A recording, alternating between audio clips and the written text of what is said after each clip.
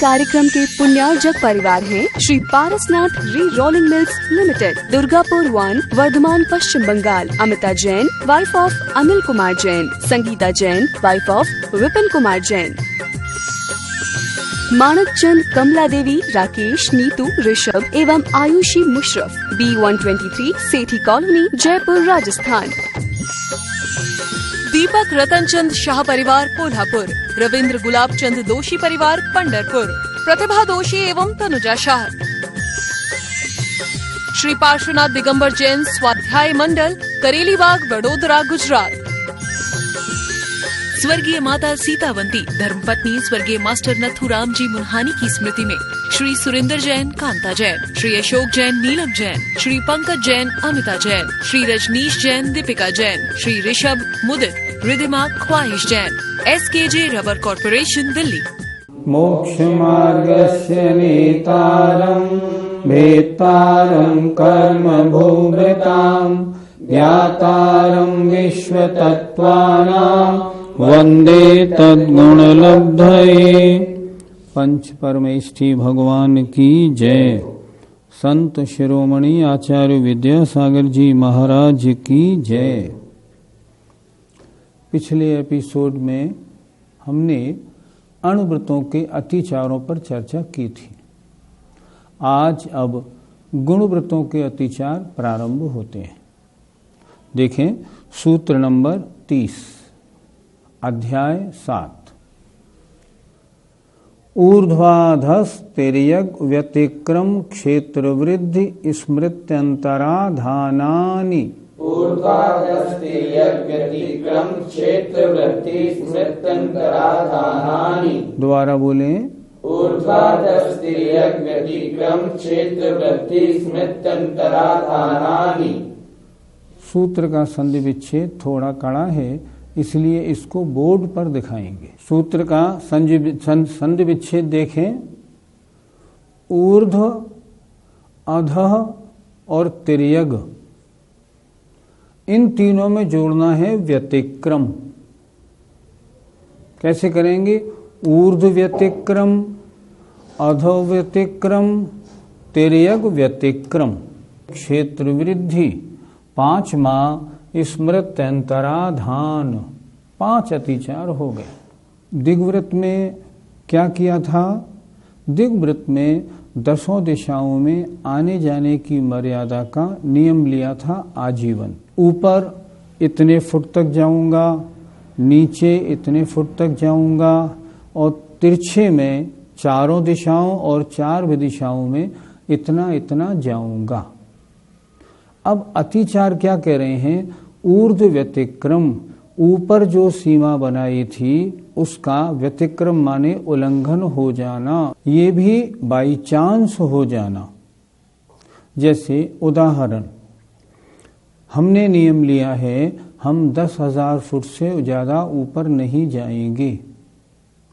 मान लो बद्रीनाथ जाने का प्रोग्राम बना, हमने पूछा कितने फुट है, उन्होंने कहा 9,500 फुट, इससे ऊपर नहीं। हमने कहा तब तो हम जा सकते हैं, हमारी मर्यादा है। हम वहाँ गए, बद्रीनाथ पहुँचे, हमने वहाँ पूछा कितने फुट है ये? 10,300। ओहो, ये तो हमारे सीमा का उल्लंघन हो गया। जानबूझकर नहीं किया पर उल्लंघन तो हुआ, तो ये क्या हो गया? ऊर्ध्व व्यतिक्रम। इसका क्या होगा? अतिचार हो गया, इसका प्रायश्चित्त लेना पड़ेगा। अधो व्यतिक्रम, हमने नियम लिया था कि नीचे हम 500 फुट से ज्यादा नहीं जाएंगे। क्या हुआ? मान लो भाखड़ा नागल डैम देखने गए। भाखड़ा नागल डैम में लिफ्ट में बैठे तो लिफ्ट वाला नीचे ले गया। हमने कहा भाई कितनी दूर जाना है? हमें वहां तक जाना है। उसने कहा वो 500 फीट है। ठीक, लेकिन उसे किसी काम से और नीचे जाना था, तो वो नीचे चला गया। कहां तक चला गया? मान लो 1100 फुट तक। हमने पूछा कहां तक ले आए? उन्होंने कहा ये आप 1100 फुट पे आ गए। अरे भाई, हमारी तो मर्यादा का तुमने उल्लंघन करा दिया। तो जानबूझ के नहीं हुआ, पर व्यतिक्रम तो हुआ। तो व्यतिक्रम हुआ तो ये अतिचार हो गया। तिर्यक में तिरछी, चारों दिशाओं में, चारों विदिशाओं में हमने जितने किलोमीटर का नियम लिया है, अगर उस किलोमीटर का कभी यदा कदा उल्लंघन हो जाता है तो उससे अतिचार लगते हैं। 3 अतिचार कौन से हो गए? ऊर्ध्व व्यतिक्रम, ऊपर की सीमा का उल्लंघन हो जाना, अधो व्यतिक्रम, नीचे की सीमा का उल्लंघन हो जाना, तिर्यक व्यतिक्रम, तिरछी, चारों दिशाओं और चारों विदिशाओं में जो सीमा बनाई थी उसका उल्लंघन हो जाना। आगे देखें, चौथा क्या है? क्षेत्र वृद्धि। क्षेत्र वृद्धि का मतलब कैसे लगाएंगे? हमने नियम लिया था, मान लो मैं पूर्व में 200 किलोमीटर और पश्चिम में 300 किलोमीटर तक जाऊंगा। अब हमारा व्यापार पश्चिम में घटने लगा और पूर्व में बढ़ने लगा, तो हम अगर ये कर लेते हैं, मान लो कि इधर की सीमा 100 किलोमीटर घटा के इधर की बढ़ा लें, तो अगर बढ़ाएंगे तो दोष हो जाएगा। क्षेत्र वृद्धि में अगर सीमा 200 किलोमीटर की हमने 400 कर ली तो व्रत भंग हो गया। लेकिन अगर नियम का ध्यान रखते हुए एक तरफ से 100 घटाई, एक तरफ 100 बढ़ा ली तो अतिचार, हमारा व्रत सदोष हो जाएगा। 5वां अतिचार है स्मृत्यंतराधान। मालूम नहीं हमने 300 किलोमीटर का नियम लिया था या 200 का, महाराज के सामने नियम तो लिया था, अब क्या करें? तो लिए हुए नियम का भूल जाना ये भी दोष और अतिचार है। एक विशेष बात, कभी अगर मान लो ऐसा भूलने में आ जाए कि हमने 300 का नियम लिया था या 200 का, तो हमेशा 200 का मानना, कम वाला, ज्यादा वाला नहीं मानना कि लिया होगा कुछ भी 300 ही लिया होगा, नहीं तो 350 लिया होगा, नहीं, ऐसे नहीं। अगर ऐसा करेंगे तो व्रत का उल्लंघन हो जाएगा।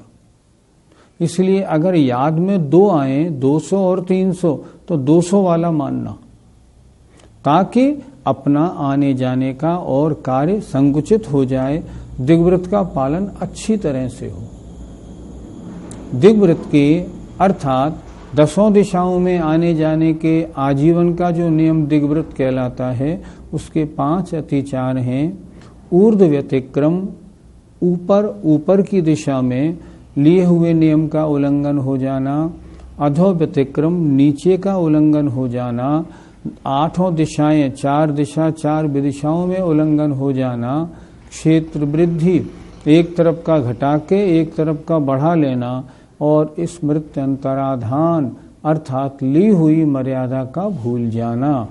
इस तरह दिग्व्रत के 5 अतिचार आचार्य ने कहे हैं। जैसे आपने अभी बद्रीनाथ जी का उदाहरण दिया, तो यदि ऐसे ही किसी धार्मिक यात्रा या तीर्थ स्थल पर हम यात्रा करें तो क्या वहां पर भी यहाँ अतिचार माना जाएगा? ये हमने जो दिग्व्रत लिया था ये अपने पाप को कम करने के लिए लिया था। इसलिए जहाँ पाप के कम करने की बात है ना, अगर धार्मिक कार्य के लिए वहां जाना होता है तो मर्यादा का उल्लंघन नहीं माना जाएगा। लेकिन अगर मर्यादा का आपने उल्लंघन किया और वहां फिर घूमना फिरना भी किया ना, तो फिर उसमें अतिचार दोष लग जाएगा। एक छोटा सा प्रसंग बताऊं। एक बार कुंडलपुर में एक महाराज जी बीमार हुए। उनकी बीमारी बहुत भयंकर थी और बचेंगे कि नहीं बचेंगे ये नौबत थी। हमने एक वैद्य जी साहब से निवेदन किया, आपको वहां बुलाया है, आप वहां पधारें। उन्होंने ये कहा, इन दिनों मेरा दिग्व्रत चल रहा है, देशव्रत भी चल रहा है, इसलिए मैं इन मर्यादाओं से बाहर मैं नहीं जा सकता, मेरा राजस्थान का नियम है, इसलिए मैं कुंडलपुर नहीं जा पाऊंगा। हमने उनसे कहा भी, उन्होंने नहीं माना। खैर, इसके बाद हमने आचार्य श्री को प्रश्न किया, महाराज अगर इस तरह वो आ जाते तो क्या उनके व्रतों में दोष लगता? उन्होंने कहा नहीं, धार्मिक कार्यों के लिए अगर कभी सीमा के बाहर भी जाया जाए तो दोष नहीं लगता है। दोष हमने मर्यादा बनाई है पाप कम करने के लिए, आरंभ कम करने के लिए। इसलिए धार्मिक कार्यों के लिए मर्यादाओं में अगर आगे पीछे भी जाना पड़े तो आपत्ति नहीं। किन्हीं महाराज ने श्रावक अवस्था में दिग्व्रत के नियम ले रखे थे और जब वह महाराज बन गए तो क्या उनके जो दिग्व्रत के नियम है क्या वो मुनिराज अवस्था में चलेंगे या नहीं? उन्होंने जो दिग्व्रत के नियम लिए थे वो किस लिए लिए थे? पाप आरंभ कम करने के लिए, श्रावक अवस्था में।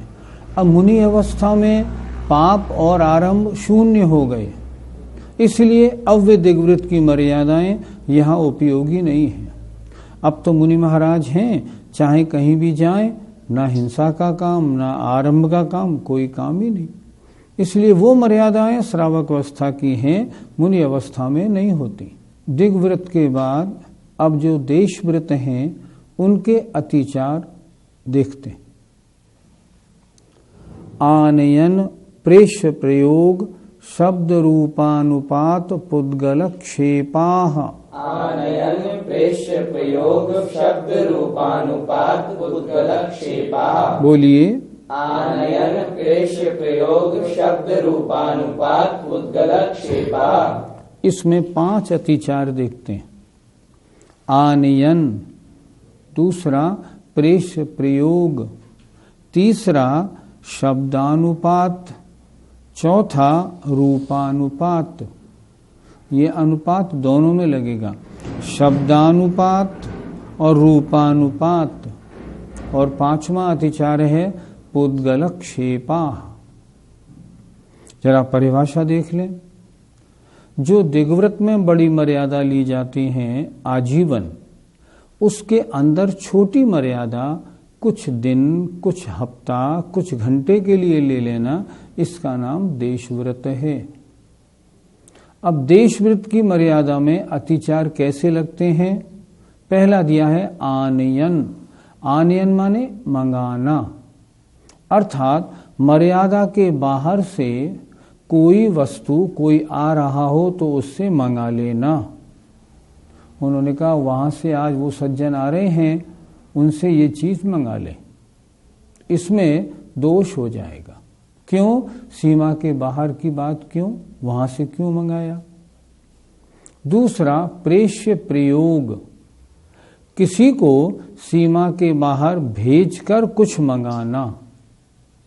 आनयन में कोई आ रहा हो तो उससे मंगा लेना, प्रेष्य प्रयोग में किसी को सीमा के बाहर भेज के कुछ मंगाना। नियम लिया है कि मैं 6 घंटे तक मंदिर जी से बाहर नहीं जाऊंगा, मेरा घर सामने है और मैं सुबह चश्मा भूल आया। मैंने किसी को कहा जरा जाना वहां से चश्मा लेके आना। अगर मैंने किसी को सीमा के बाहर भेजा है तो दोष लगेगा।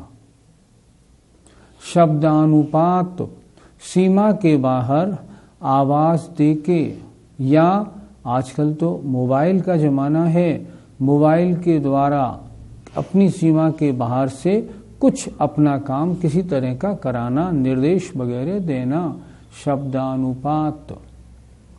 आजकल बड़ी भारी समस्या है। जिन लोगों के दिग्व्रत देशव्रत की मर्यादा है, इस मोबाइल ने उस सबको ध्वस्त करके पटक दिया। मोबाइल छूटता नहीं, आदत ऐसी पड़ गई है। और देशव्रत की मर्यादा बनाएं कैसे? आचार्य तो बहुत स्पष्ट कहते हैं प्रतिमाधारियों को अपने पास मोबाइल रखना ही नहीं चाहिए। मालूम नहीं कब कौन कब कहां से किसका फोन आ जाए, कोई ठिकाना ही नहीं।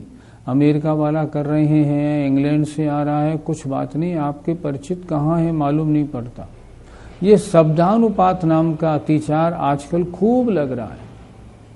देशव्रत ले लिया, मैं 10 दिन तक 10 लक्षणी में अपने शहर से बाहर नहीं जाऊंगा, लेकिन फोन से तो बातचीत हो रही है ना, आप निर्देश तो दे रहे हैं ना, तो शब्दानुपात हुआ या नहीं हुआ?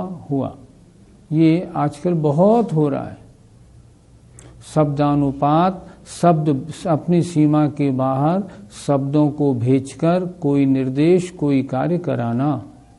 रूपानुपात, अपनी शक्ल दिखाकर, अपना रूप दिखाकर, चेहरा दिखाकर कोई निर्देश देना। मंदिर से बाहर नहीं जाना था 4 घंटे, अब कुछ कहना है तो छत के ऊपर पहुंच गए, बॉर्डर पर खड़े हो गए ताकि कोई देख ले और आ जाए और पूछे क्या बात है, क्यों यहाँ खड़े हैं आप। रूपानुपात। पुद्गल क्षेपाः, कुछ काम कराना है और कोई आ नहीं रहा है तो क्या करें, एक पुद्गल डेला उठाया पत्थर का और फेंक के इशारा कर दिया, आ जाओ। उसे बुलाया और अपना निर्देश दे दिया, पुद्गल क्षेपाः। सही बात क्या है? देशव्रत की मर्यादा के बाहर बिल्कुल मन वचन काय से त्याग है, कुछ नहीं करना। अगर ये हम इस तरह का कोई कार्य करते हैं तो हमारा देशव्रत में अतिचार लगता है, दोष लगता है। इसलिए ये सूत्र लिखा, एक बार फिर देख लें। आनयन, मर्यादा से बाहर से कोई आ रहा हो तो कुछ मंगाना। पृष्ठ प्रयोग, किसी को यहाँ से भेजकर मर्यादा के बाहर से कुछ मंगाना। शब्दानुपात, मोबाइल फोन, आवाज आदि के द्वारा मर्यादा के बाहर से कुछ निर्देश करना कराना।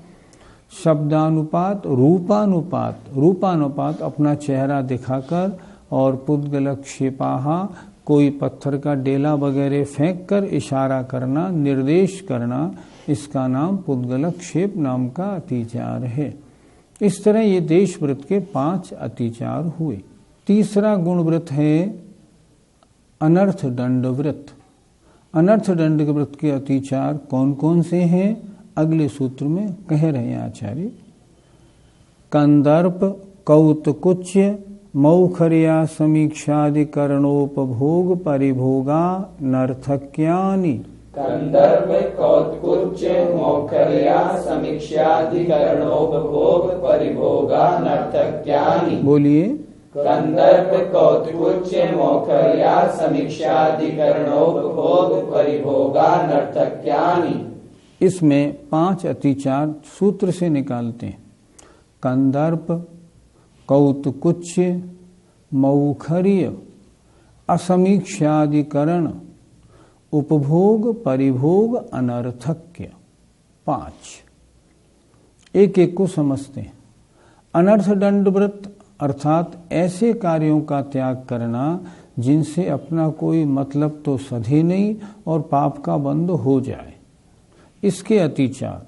पहला, कंदर्प, हंसी मजाक में गाली इत्यादि भंड वचन बोलना।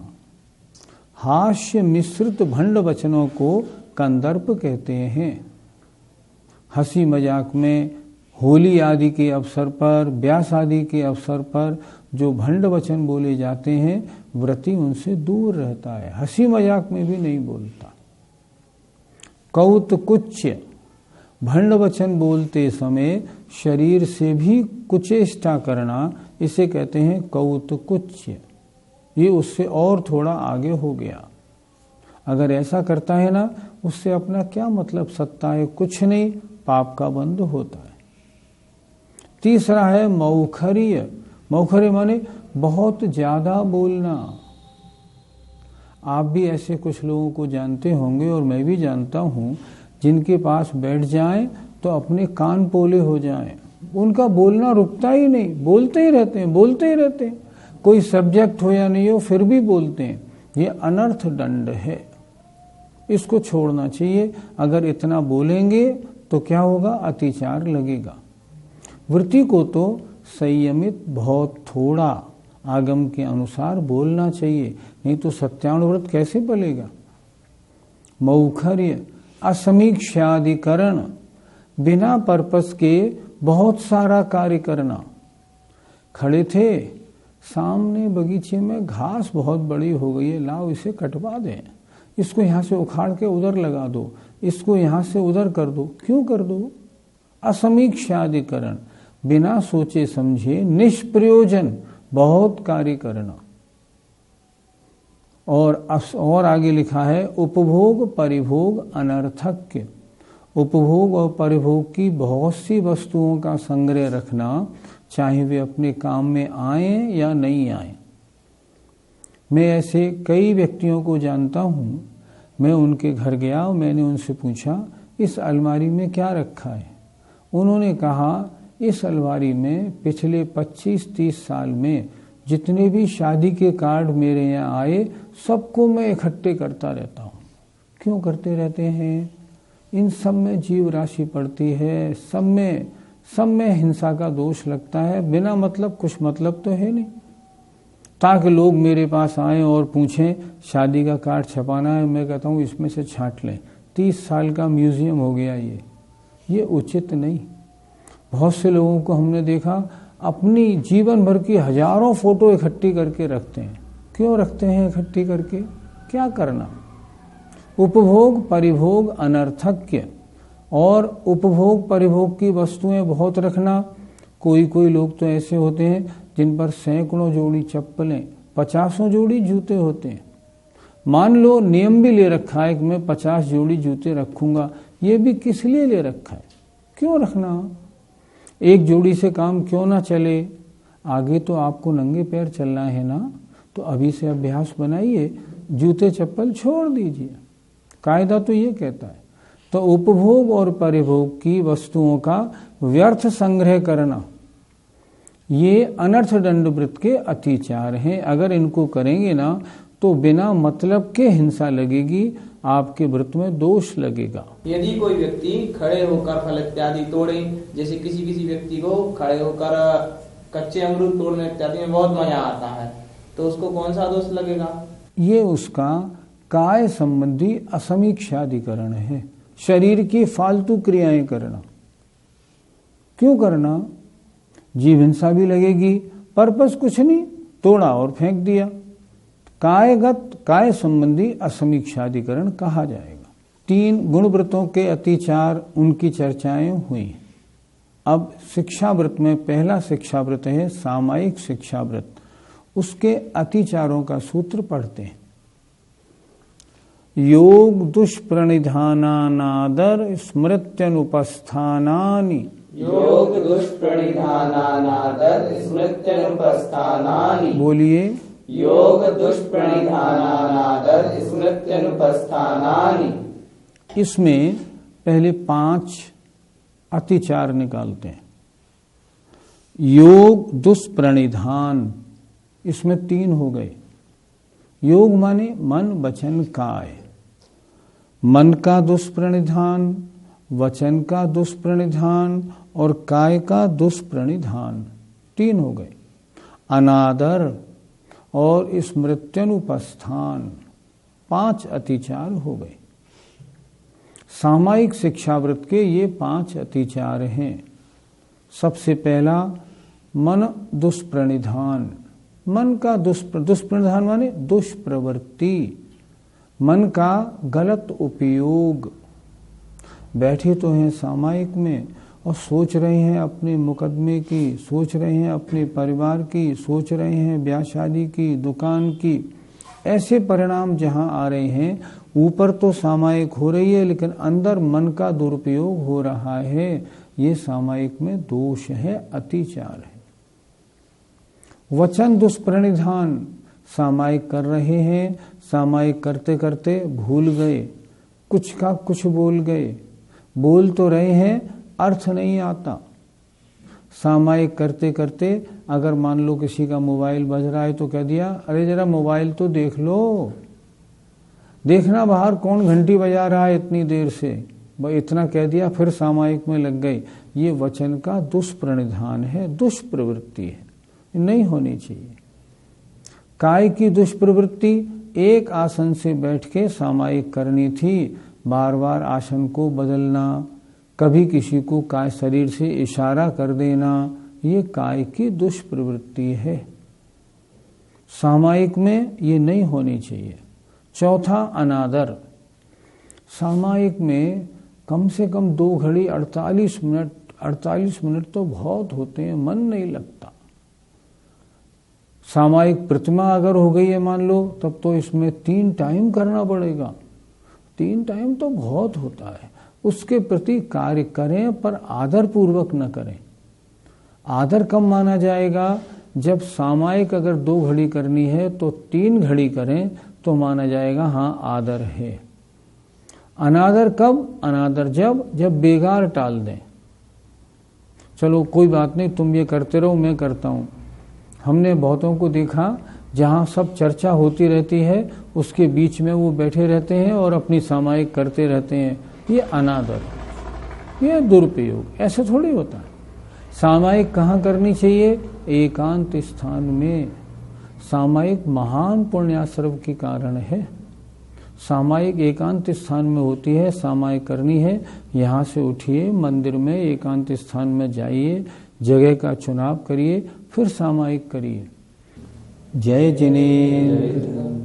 इस कार्यक्रम के पुण्यार्जक परिवार हैं Shri Parasnath re rolling mills limited, Durgapur 1, Bardhaman, Paschim Bangal. Amita Jain, wife of Anil Kumar Jain. Sangeeta Jain, wife of Vipin Kumar Jain.